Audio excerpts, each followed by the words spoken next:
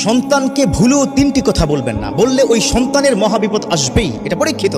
এখানেই শেষ নয়, অনেক মুহাক্কিক উলামায়ে কেরাম, অনেক আল্লাহর ওলি নিষেধ করেছেন, খবরদার সন্তানের সাথে এ ধরনের অন্যায় কথা বলা যাবে না। দেখুন, সন্তান আপনার আমার জন্য সবচেয়ে বড় নিয়ামত। আমার বিশ্বনবী তিনি বলেছেন, ইযা মাতাল ইনসান ইনকাতা আনহু আমালুহু ইল্লা মিন থালাত ওয়ালাদুন সালিহুন ইয়াদউ লাহু। যখন দুনিয়া ছেড়ে কোনো মানুষ চলে যায়, তখন ওই সন্তানটা ছাড়া তার আর কিচ্ছু থাকে না। তিনটা জিনিস জীবিত থাকে, তিনটা জিনিস চলমান থাকে। এক নম্বর হচ্ছে নেককার সন্তান, যে সন্তান তার জন্য দোয়া করবে। তো সেই সন্তানকে আপনি তিনটা কথা বলে তার কপালে মহাবিপদ ডেকে আনবেন, এটা কি হয়? একজন মা এত কষ্ট করে সন্তানটাকে পেটে ধারণ করেছে, আহা, এত কষ্ট করে সন্তানকে বড় করেছে, কত রাত ঘুমান নাই, কত রাত খান নাই। সেই সন্তানকে যদি আপনি তিনটি কথা বলেন, সেই সন্তান পর্যায়ক্রমে ধীরে ধীরে সে ধ্বংসের দিকে নিপতিত হয়ে যাবে, মহাবিপদ আসবেই আসবে। আল্লাহ আমাদের হেফাজত করুক। এক নম্বর কথা, সন্তানকে ভুলেও লানত দিবেন না। আমাদের মা বোনদের কিন্তু এই স্বভাবটা আছে। আজকে থেকে আপনারা গিয়া মা বোনদেরকে বুঝাবেন, খবরদার এগুলা করবে না। হুজুর বলেছে নিশ্চিত তার কপালে মহাবিপদ আসবে, কারণ রেদার রব্বি ফি রেদাল ওয়ালিদ, সাখাতার রব্বি ফি সাখাতাল ওয়ালিদ।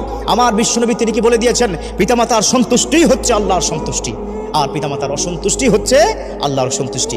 আপনি অসন্তুষ্ট, হয়তো রাগ করে, বা সে কোনো বেয়াদবি কি করে ফেলেছে, অথবা আপনার সামনে মিসবিহেভ করে ফেলেছে, তারপরে যদি আপনি তাকে বলেন, এই পোলাডারে জন্ম দিয়াই ভুল করছি, আছে না নাই, সমাজে আছে না এই কথা বলে, আহারে এই পোলাটা কেন যে হইল, আমার কপাল পোড়া, এত মানুষ মরে, এই পোলা কি মরে না কেন?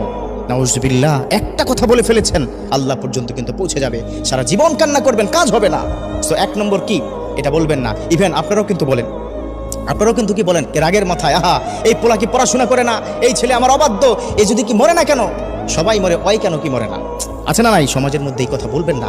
এটা আল্লাহর দরবার পর্যন্ত কিন্তু পৌঁছে যায়। তো এক নম্বর কি, ছেলের প্রতি লানত দেওয়া যাবে না। দুই নম্বর কাজটা কিন্তু আমরা অনেক বেশি পরিমাণে করি।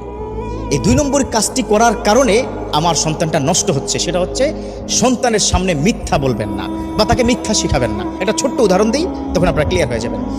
মানে বাবার কাছ থেকে তার কোনো আঙ্কেল টাকা পাবে, অর্থাৎ বাবার বন্ধুর টাকা পাবে। তো টাকা পাওয়ার কারণে প্রায় তাকে ফোন করে, ফোন কি ধরে না, মাঝে মধ্যে কি বাড়িতে আসে। তো একদিন বাড়িতে এসে বলো, বন্ধু তুমি কি আছো বাড়িতে, আমার কি টাকাটা আজকে 3 বছর ধরে তুমি কি ঘোরাচ্ছ, কি দিচ্ছ না? তখন ওই ছোট্ট বাচ্চাটাকে তার বাবা শেখায়, গিয়ে বলো যে বাবা ঘরে নাই। কথা কি বুঝতে পেরেছেন? আবার মাঝে মধ্যে কিন্তু এই ক্ষেত্রে আবার উল্টোটাও ঘটে। যেমন সে গেল, গিয়ে দরজা খুললো, দরজা খুলে বলতেছে, কি ব্যাপার, তোমার আব্বা কোথায়?